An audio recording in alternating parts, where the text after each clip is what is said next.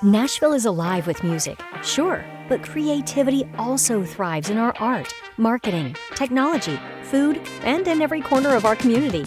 On Creative Assembly's The Spark podcast, our mission is to amplify Nashville's diverse creative voices, foster growth through shared journeys, and inspire a city that thrives on collaboration.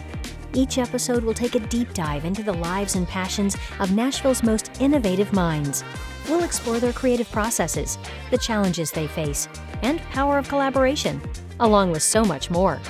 Welcome to the Spark Podcast, brought to you by Snapshot, a digital agency on a mission to serve with heart, execute with excellence, and build something bigger together. And now, here's the Spark. Thanks for joining the show today. I am really excited that you're a part of this. I'm excited about the guests that we have here today. Tim Gray, I think so much of this man, and I'm so excited that you're a part of the show today. Looking forward to hearing your journey and your story and how you can give back to the creative community here in Nashville, which you've been a big part of for many years. So, just to get it kicked off, maybe Tim, just tell everybody who you are and what you're doing. Sure. Well, my name's Tim Gray, the current owner of iMpact Marketing. Been kind of a serial entrepreneur for the last 20 years, working in media, music, marketing, advertising, those types of things. Started and ran an award-winning agency here out of Middle Tennessee. Was lucky enough to exit that, sold it to a big entertainment conglomerate. Then basically packed all my things and moved to the Bahamas and tried to do nothing for a couple months. And I'm not in rocking chair mode yet. So I've already spun up 2 other companies and just can't sit still. That's so funny, Tim. You're doing what every agency owner wishes they could do. Mm-hmm. But when they get there, they got to go do the next thing too, even though you could take some time and relax. You're actually piling on with some other businesses. But, before we get there, let's take it all the way back. And I think doing some research on you and having conversations with you, I know you got started at a very young age of, dreaming up, doing a concert in the backyard and playing in that concert, maybe how that sparked you being in the music and entertainment industry.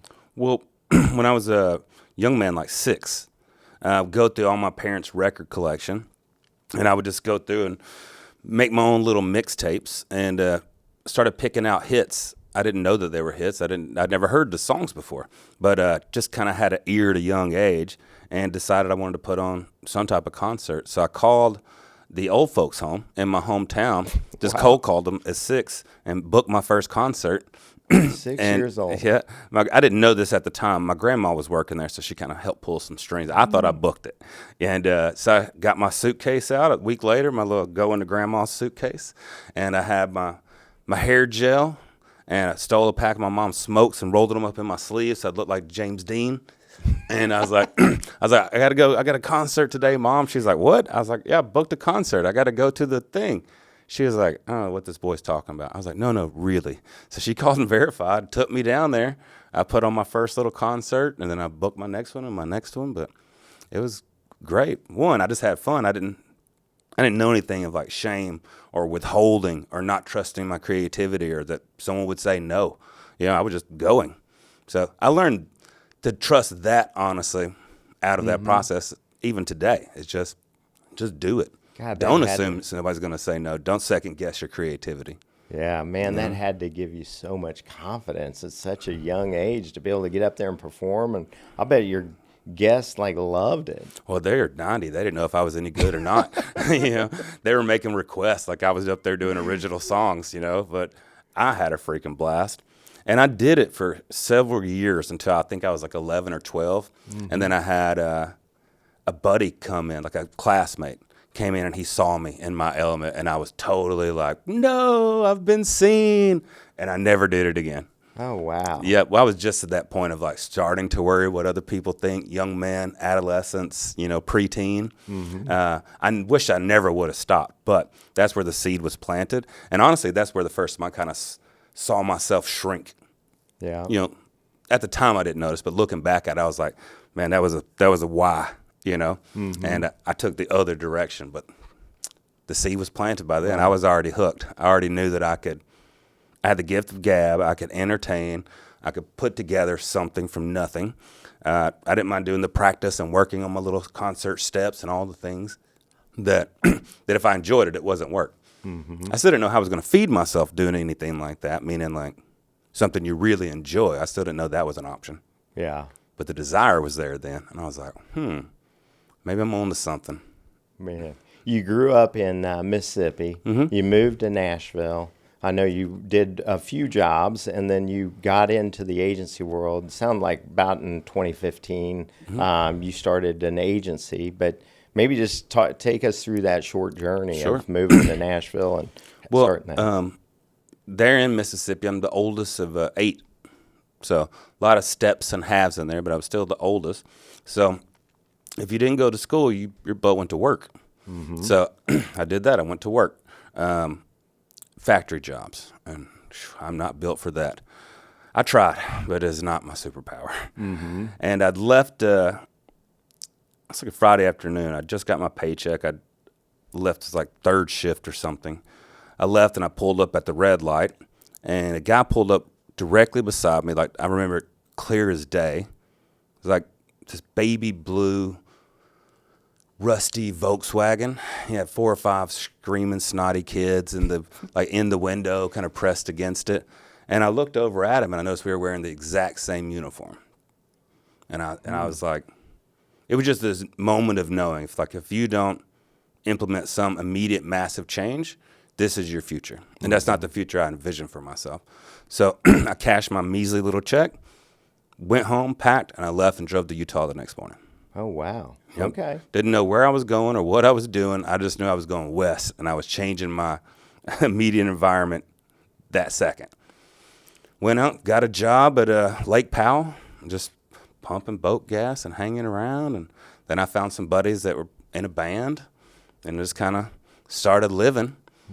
And then I found out that there was a such thing called, or a such degree as the music business here in Murfreesboro at MTSU. Okay. And a couple of them were going. And that's how I ended up here to go to school originally. Gotcha. And then moved off, traveled around quite a bit after I finished school, because it's really hard to get your foot in the door in that industry if you didn't already have internships or start much younger.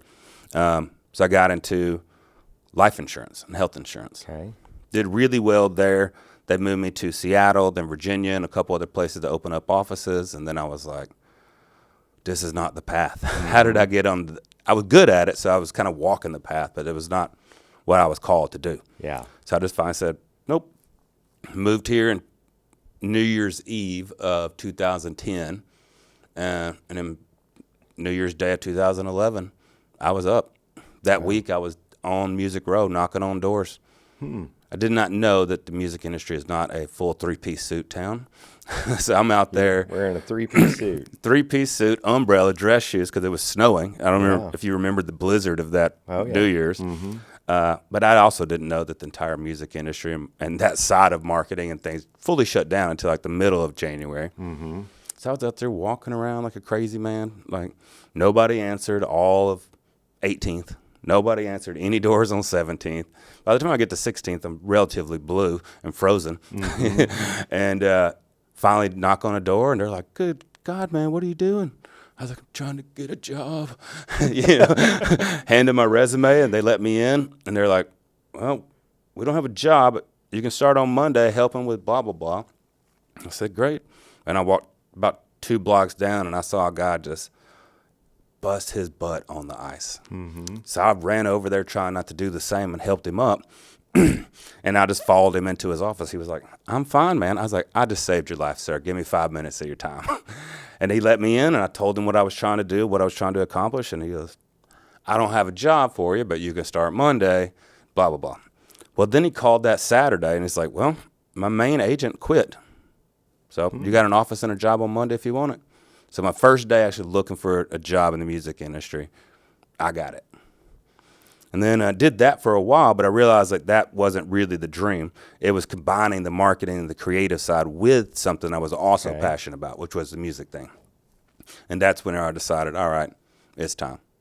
So I started it in 2013, 14, something like that. Mm-hmm. And, one-man band, card table in the living room, and just hustled from there. Man, your story, I know, is a lot about grit. And Tim, that's something that I've admired about you, is just the grit you put into everything. Just hearing the story of, walking down Music Row, it's freezing, you're, just trying to get an interview, and all these doors are, they're locked and they're out of town because it's Christmas. It's an unbelievable story. But, now you've started an agency, Grayscale Marketing. You are going after it in the music business. Tell us just a little bit about that journey. Well, the music industry, and it's still, not so much these days, but definitely early on, around that time, was still lingering in traditional media. There's a lot of billboards, a lot of newspapers. Data was not a word that was being used. And most of the creative was honestly not very good either. So I was seeing this as an agent. And what I meant by agent there is I was responsible for calling venues or event promoters and selling them bands, basically. I was like a band salesman. But I would see their websites, and I would see their creative, and I would see their advertising approach. And I was like, this is not good. And I was like, I could make a much bigger impact helping these entrepreneurs than I can the artist. And so I talked to a bunch of my promoters, and I was just like, what are your biggest pain points? What are your challenges? Like, if you were to hire, do you have somebody now? If so, they're terrible. Get rid of them, But just did some research for a couple months, and I go, if I can just get one, then I can start my own. So I got one, and then one beget two and three, and then onwards until I could finally hire my first employee. Yeah. And I remember that feeling of there's no going back now. You're responsible for another human. Yeah, you payroll's coming on Friday no matter what. I remember how terrifying that was. Burned your ships. There's no way to go back. No way. No retreat. That's literally the screensaver on my phone right now. Really? Burn the ships. Huh. Yep. Well, that's Tim, just hearing that, you saw an opportunity. You saw, a lack of creativity, an opportunity for you to step in and do more. Like most entrepreneurial agency owners, they're going after it, and they see a little crack and they go and exploit it with doing great work and putting in the effort. You've grown Grayscale, so you, beyond that first employee, I think when we first met, you may have had like 8 or 10 employees at the time. We got up to 27 right before COVID. Wow. We were rocking. Biggest year we'd ever had, best culture we'd all the things were starting to work. Everything was lined up. And then, but because of the nature of our businesses, my job was to get more than 6 people in a place. Okay. And when you physically, literally can't do it, it went down to 2 employees. So I had to furlough the rest, unfortunately. Yeah. But I was like, I could finally see the light at the end of, it was moving, really starting to move, where I didn't have to be in the center. We had structured it operationally where I was able to lead, educate, and inspire. I was fully moved into CEO. And I don't mean chief everything officer, which I wore that hat for a very long time. Most people do for a long time. Too long. Exactly. I realized a lot of that was me too. I'm the one that handcuffed myself to that desk. I'm the one that built the processes around me overseeing and managing. Yeah. Once that trust was there and the processes were there and everything was so easy peasy for them to do, then it was just trust but verify. Yeah. And then coach out. And then it was gone. I was like, we were just there. Yeah. We just touched it. We're going to get into this because I know your story around COVID. But, just even before COVID, getting up to 27 employees, there had to have been one key moment that you were really proud of as an agency.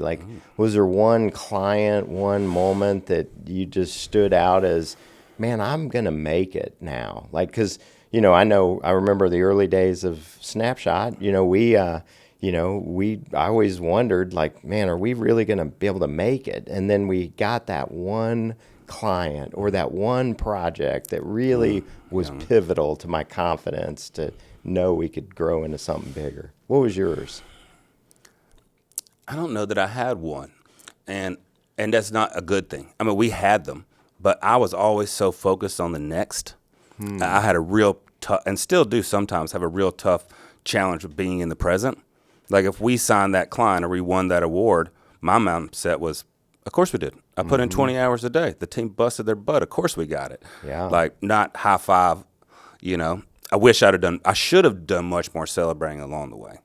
That is a great lesson for the audience. I think we've all been guilty of that, is two things. If you're a driven entrepreneurial agency owner, you're always looking for the next thing. And so winning, a new client, a new project is so important, but you lose focus of the clients that really trust you and like you, and they need your expertise. And instead of growing them, you're out looking for the next thing. Exactly. I couldn't not leave the cave, kill it, and drag it home. I was just in that mindset of, splitting ramen noodles into 2 meals like I did when I started it. Yeah. It took me a long time to kind of get past that mentality.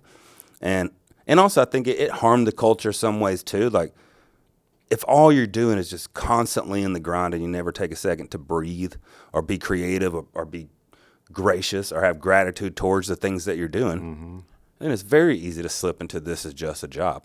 Like I hired people that I thought were passionate I didn't think they were passionate and creative, and then I worked them to death. Yeah. With my mentality of how I was doing things. But that was a hard lesson to learn, but a very important one for me to learn. But it made me such a better leader once I understood that that's what I was doing. And when I pause, they pause, and when I celebrate, they celebrate. As long as they know I'm sincere in that. Yeah. So your lesson is like slow down, celebrate the wins with the team. Make sure they feel valued along the way. Exactly. Yeah. I can do both. I can be brain ambidextrous and heart ambidextrous. I can be 15 steps ahead, on where we're going or what we should be doing. And now, thank goodness, be present with my team, reward them, celebrate them sincerely, let them know I really appreciate their efforts, and let them celebrate too. Or find their creative outlet, or take time to work on themselves, or whatever the things are to fill your cup. Because unless it's overflowing, it's very easy for outside things to come in, and there's nothing more that's going to zap your creativity than an empty cup.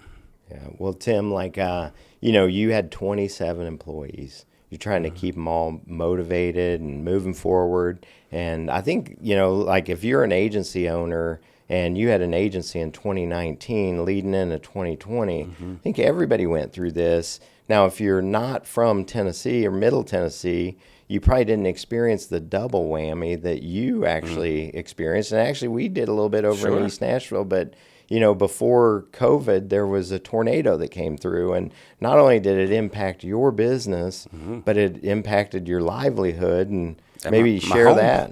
Yeah. March 3rd, 2020, woke up to the sound of all the air being sucked out of my house. And it's funny, we're right around that time now, and just want to make sure I share my thoughts with the current victims of the bad storms that's been happening here in Middle Tennessee. It's been really, really bad the last couple of days. But woke up to just the oddest sound. Sounded like everything in my house would picked up off the floor and slammed all onto the floor at once. It was just bizarre. I'd never heard anything like that. So I got up, ran upstairs to the window, but I couldn't see more than 2 inches out. I mean, the tornado was right there outside my window. Wow. And it was moving at like 40 or 50 miles an hour, so it was just like you didn't see it for very long, thank goodness. But when it was past, it was like a bomb went off. I mean, the building was just utterly destroyed. Both my cars totaled. So Under bricks. Yeah, under bricks, literally. So I grabbed what I could out of the dryer because it was all pitch black. You could smell the gas smell so strong. So this is the only clothes I could see. Couldn't see anything else. Grabbed the clothes that were in the dryer, threw them in a go bag, basically. Grabbed my laptop bag and walked. The whole city of Nashville was pitch black. I walked straight downtown as far as I could till I saw lights. Finally got a hotel room Went back the next day and saw the devastation, and 5 days later it was COVID. Man, that is just scary. And now, a lot of people might just give up right then, because not only did the COVID affect the music industry, and you know, I know you were doing a lot in concerts and you were doing a lot in festivals, and so that was slowing down with COVID. But now you're dealing with, where am I going to live, and what's my livelihood going to be like? A lot of people might just go, I'm done. Like, I'm going to give up, move back in with my family or friends or whatever. But you had that grit. Tell me, like, you know, from there, tell me the journey up until you ended up building it all back and selling the agency. Well, I had to go back a smidge before that to make it make sense. End of 2019, I'd gone sailing, and I sailed 45 days solo. I sailed from Antigua down to Trinidad and back. And I was so burnt out anyway that I wanted a break. I just didn't know how to get one at that point. So I prayed and I manifested for massive, utter change in my life. I should have been way more specific, because I got it. You know, I got all the things I asked for. So it's like, all right, I should have just a little bit more clarity in my manifestations. Gave you what you asked for, to right? the point, to the penny. And so lesson learned. I can manifest powerfully, apparently. And so anyway, so that happens, and I had a good friend of mine, one of the most incredible photographers I've ever met. His work's been seen by over 1 billion people here in Nashville. Guy's name, Alan Clark. I mean, every actor, politician, movie star you could ever imagine. He did, good friend. And he was in, I think, Bora Bora or something on his honeymoon. And he saw that I needed a place to stay, so he put me up in his house. And then because of COVID, they wouldn't let him leave. He couldn't come back to the States, so poor guy had to stay a month in Bora Bora. Oh, no. And but he let me stay in his house for a while, and then they finally allowed me to move into the kind of apartments down the street, and that's where I met the fiance. So it all kind of came together perfectly, you know. Thanks, COVID. Yeah. You know. And you got what you asked for, right? It's 100%. I got exactly what I asked for. And then as things kind of settled and I was getting into some form of new normal, I'd signed up for the like the yacht club here, boat club thing. And so they were going to let me out of the contract, and I was already paying for it. So I was like, well, I'm going to go out on the boat. So that's what I did. I packed my thermos and my lunchbox and my computer and just went out to the boat every day during COVID. And I read and I thought and I got creative and just tried to figure out, like, is there a way out of this? Do I move back home? Do I tuck my tail? Do I go get some other job? And I'm a terrible employee. That's not, I can't do it. I was like, As no. most agency owners. Yeah, I was like, I'm an outside dog. I know that enough about myself now. And I was like, well, I'd rather keep it short, like small, powerful team, more boutique, because I think I was caught up in the scaling for scaling's sake. Like, we weren't making more margin. I was just more clients, more humans, more clients, more humans, which is just stretching me to the max. Yeah. And that forced break, monetarily, with just those 3 staff that I had, we were rocking. Way less stress, much more money. They were all working from home. They were happy. And I spent more time on the boat. I was happy. And I was like, okay, I think this is probably the next step. And I did that for a while, and it was quite nice. And then I was like, okay, it's time. Like, I can't sell it as it is, but I need to reapproach for an exit. And actually, I called you, and you were like, well, I've got room in the office. Do you want to come over here and rent some space? So that's what I did. I came to Mark's office, rented some space, and thank goodness I got to watch you rebuild as well. And it's so much nicer to be like fly on the wall, because as an entrepreneur, you can easily get into I don't know what the hell I'm doing mode, and to sail around and watch like you go from 15 to 70 or whatever the staff numbers were. I was like, okay, I'm making it up, but I'm going to show up every day. I still don't know what I'm doing. You know, I was like, but this makes me feel way better. And then we got to 7 or 8 employees. And by that point I'd restructured, every step, every process, like reset up like roles, who is responsible for what, got me out of everything that I possibly could. And then I started slowly kind of putting word out there that I was potentially open for an exit. And that was 5 or 6 months before everything was closed and sold. And that was May of 21. So from March of 20 to May, I rebuilt it following COVID and the tornado to May of 21 to the exit. Yeah. Man, you know, the whole purpose of this podcast is to really, celebrate agency owners, but also, educate agency owners that everybody goes through the same things. Like, if you pulled every agency owner in Nashville together during that 2020 time, it was a super stressful time. Shoot, yeah. And I think you mentioned you had the luxury of coming over here, and I also had the luxury of watching you. So, I mean, just being around, knowing that two people are going through a similar, journey, trying to build this up. I mean, I know, I picked your brain probably as much as you did mine. That's great.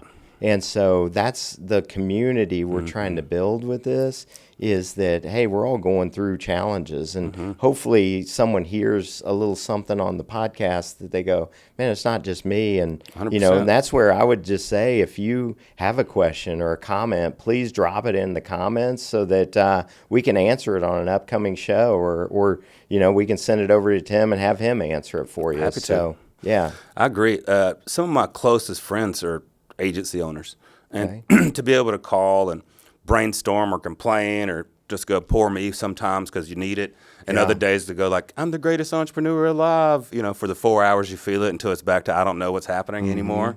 But it's nice to know, like, if I call with a win, they don't feel like I'm being braggadocious. If I call with a loss, they know that feeling of loss, and they help carry the burden of that because they know one day it's going to be their turn to call me. But you need that circle, that support. And same as what you just said, I'd learned as much from them. I mean, these aren't mentees; these are just my friends. Yeah. Well, let's lean into that a little bit, like of how important is finding a mentor. And I know I've got a few in my life and have had some, and people that I've mentored, I think, that have helped me from almost a mentor standpoint. Sure. And you actually were one of those people. Thanks, buddy. Yeah, I mean, having a porter, having a guide, is priceless. I don't know what I would have done. My natural way of learning is to touch the stove eye. I don't care how many people told me that it's orange. I'm like, I don't believe you. I wish I would have listened a little bit more when I was younger. But, man, once I figured out, like, somebody's already burnt their hand and they have the scar to show me, there's no reason for me to do it, it changed everything. And I'm naturally inquisitive. I was such a hardhead of, like, I'm going to figure it out when I was young, that I really didn't rely heavily on the mentorship till probably early 20s was the first time I ever had, like, a real mentor. I saw them strive and do without and lead wholeheartedly, and just a great, great human being. And he was younger than me. Really? Yeah, still a good friend and mentor now. But that's where that started. And then his mentor was also his boss. And then all three of us moved together and lived together to Seattle. So I got to live with my boss and my boss's boss, but we were much more like friends and mentors. And then I got to see, like, how his boss treated him. And I was like, okay, I can see the value in here. It's not secret knowledge. It's just most people just didn't have the courage to ask. Wow. I didn't know a single one of them that wouldn't take their shirt off their back to help me or whoever else needed. I mean, the CEO of the company would sit with me and review my sales pitch and role play with me at like 11:30 at night. And I was just like, young buck, 25, figuring it out. And only because I'd asked him. He said the whole time I'd had that company, nobody had ever asked him to do it before. And I was like, okay. So title does not mean leadership. That's it, man. You just gave, a couple nuggets in that last little segment. One, you don't get what you don't ask for. And so many people allow their ego to get in the way. And maybe think, either it's an ego or it's they're just not confident enough. But it's like, I've never found a time that I've asked for something that a person hasn't like responded in a positive way. And that, the Nashville community is just like that. And so I appreciate you saying that. The other thing is, that I think would be important for every agency owner to hear is that, that you grew the vanity number, which is the revenue. And really, like, we've done it before. I remember when we started the biz, my mom said, Mark, just don't grow for growth's sake. Grow because you want to make the money, the profitability. I'm like, yeah, okay. And because I felt like I knew more, and I never did, because we ran the agency and grew.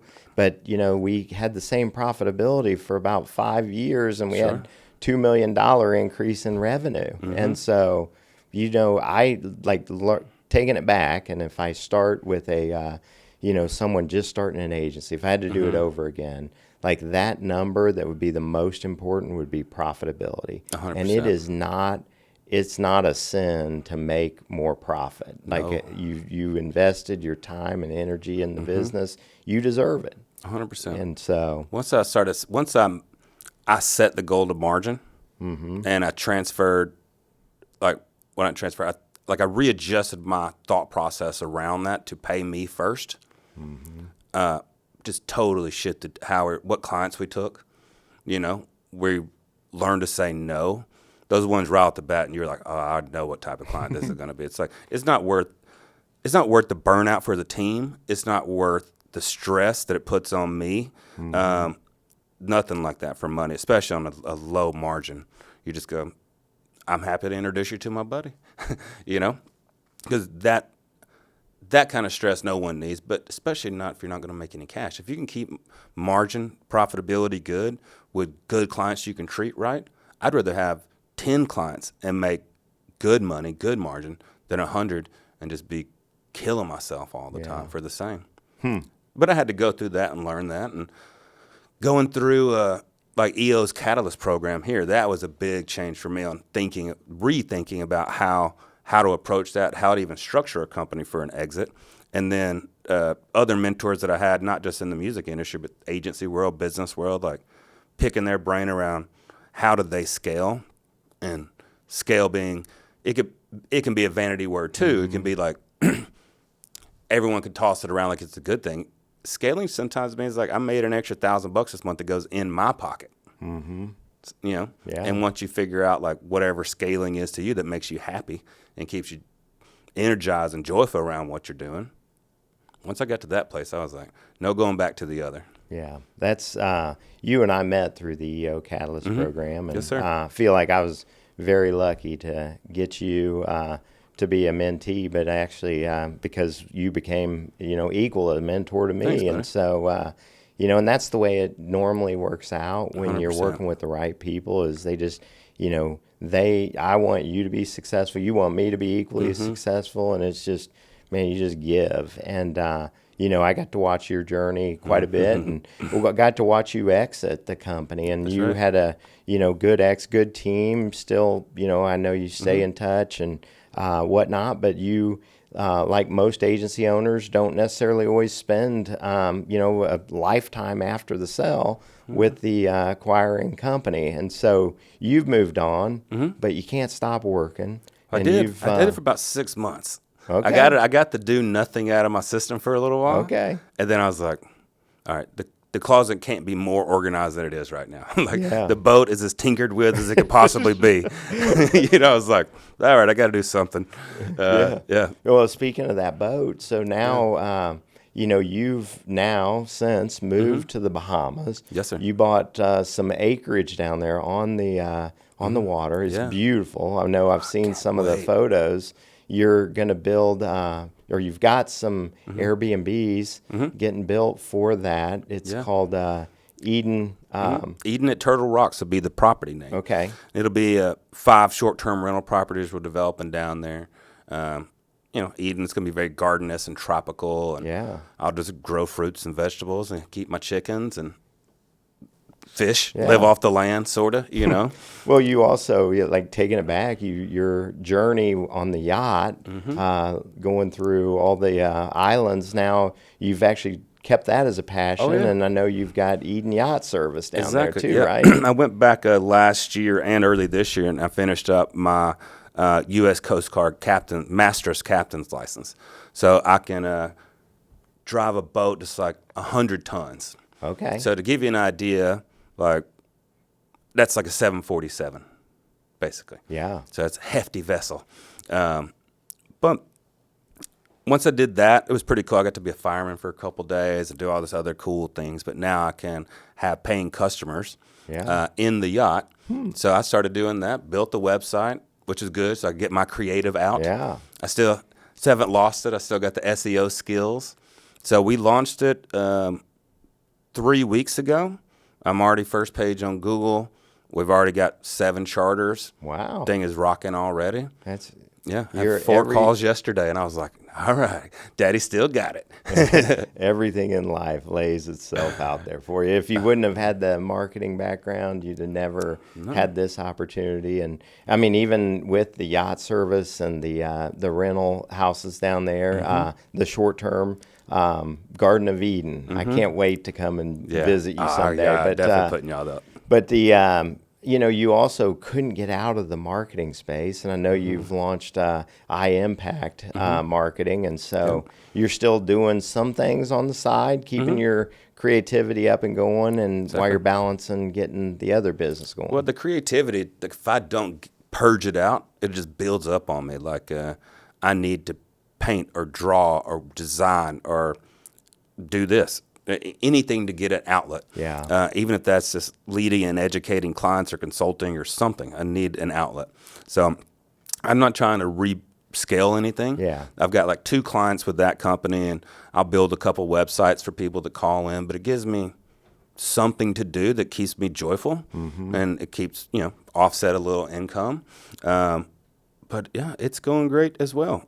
We just picked up another new client this week. It's going to be a big music festival down at Atlanta Motor Speedway. Okay. Like, big artists. It's going to be fun. Yeah. So I get to fly into Atlanta next week or week after to go like see the fair or the fairgrounds or whatever. But that'll probably be it. I'll probably keep it at like 2 or 3 and then keep kind of juggling the other companies. So I still got several other rental properties and things like that I've got going. So even though I'm retired, I still have 6 LLCs. You can't. You're a serial entrepreneur. I can't turn it off, But, nor do I want to. Wow, Tim, man, I've just been so impressed, so proud of your journey, and it's been a blessing to be able to call you a Thanks, friend brother. and mentor along the way, and appreciate you being a part of the show today. Yeah, it's Appreciate all the gifts you've given. I mean, thanks, buddy. your journey, and you've went through a lot, and you've been very resilient. Had a lot of grit all along the way, and I think that's what it takes as an agency owner to do that. And you've definitely done it, and just and you've made a new career for yourself out of this. So, Tim, I just want to thank you for buddy. being a part of the show, and my thank pleasure. you all for tuning in today. Thanks for being a part of the show. And again, if you have any questions or comments, please leave them in the comments section, and we'd love to hear from you. But thanks again. Hope you have a great rest of the week. And that's a wrap on this episode of The Spark from Creative Assembly. Thanks for spending time with us and exploring the minds shaping Nashville's creative future. If you're walking away more inspired, connected, or energized, that's exactly the point. A big thank you to our sponsor, Snapshot, and the incredible team behind the scenes who make this show possible. Your support fuels every conversation and keeps collaboration alive. So if you haven't already, subscribe wherever you get your podcasts and leave us a review. Thanks again for tuning in. Until next time, stay creative, stay curious, and keep that spark.